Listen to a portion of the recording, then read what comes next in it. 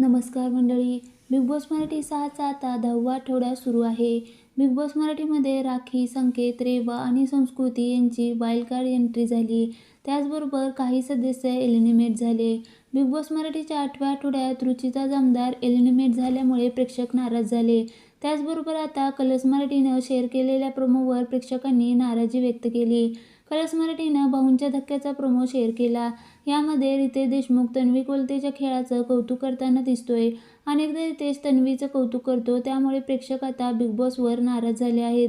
Colours मराठीनं share केलेल्या भाऊंच्या धक्क्याच्या प्रोमोमध्ये रितेश देशमुख तन्वीला म्हणतो की मत गोळा करायचा जो टास्क होता की हा टास्क वन साईड होणार आहे, पण गेममध्ये जर तन्वी असल्या तर त्या सोडत नाही कोणाला.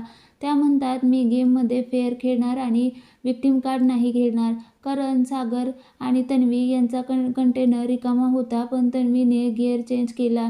ज्या प्रकारे तुम्ही ब्लॉक केलंय टास्कमध्ये मधमाशांचा आणि इथे कुस्ती सुरू झाली, असं रितेश पुढे म्हणाला. बिग बॉस मराठीच्या या प्रोमोवर नेटकऱ्यांनी कमेंट्स करत प्रतिक्रिया दिल्या.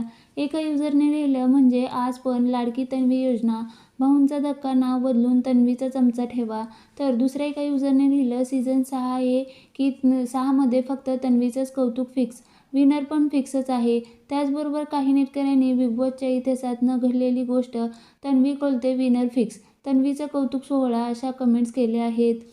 दरम्यान बिग बॉस मराठी 6च्या 10व्या आठवड्यात संस्कृती एलिमिनेट झाली असल्याच्या चर्चा जोरदार सुरू आहेत. मात्र उद्या भाऊंच्या धक्क्यावर कोणाचा प्रवास संपला हे पाहणं महत्त्वाचं ठरणार आहे.